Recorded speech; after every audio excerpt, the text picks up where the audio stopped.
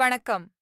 இந்த வீடியோவில் Huawei OLT-இல் ONU-வை எப்படி ஆக்டிவேட் செய்வது மற்றும் டிலீட் செய்வது என்பதை முழுமையாக காண்பிக்கப் போகிறேன்.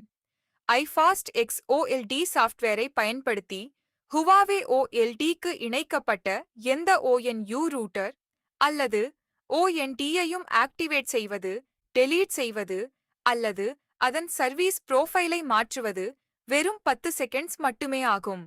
ஒரே ஒரு கிளிக்கில் உங்கள் டிவைஸ் ஆக்டிவேட், டிலீட் அல்லது ப்ரொஃபைல் அப்டேட் ஆகிவிடும். இந்த டேஷ்போர்ட்ல நான் ஒரு ONU ரவுட்டரை OLT-லிருந்து டிலீட் செய்து அதே ரவுட்டரை மீண்டும் ஆக்டிவேட் செய்துள்ளேன்.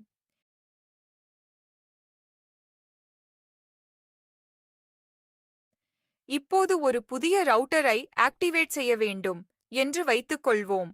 முதலில் ONU மேனேஜ் பேஜ்க்கு சென்று ஆட் ONU என்பதை கிளிக் செய்யுங்கள். அதன் பிறகு ரிஃப்ரெஷ் பட்டன் ஐ கிளிக் செய்யுங்கள். ரீஃப்ரெஷ் செய்தவுடன் கான்ஃபிகர் செய்யப்படாத அனைத்து ONU ரூட்டர்களின் லிஸ்ட் தோன்றும்.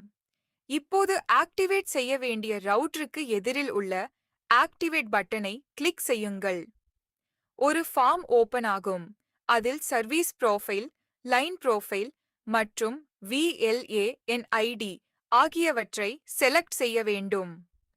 அனைத்து விவரங்களையும் செலக்ட் செய்த பிறகு எக்ஸிக்யூட் என்பதை கிளிக் செய்யுங்கள். இப்போது கவுண்ட் பண்ணலாம். 1 2 3 4 5 6 7 8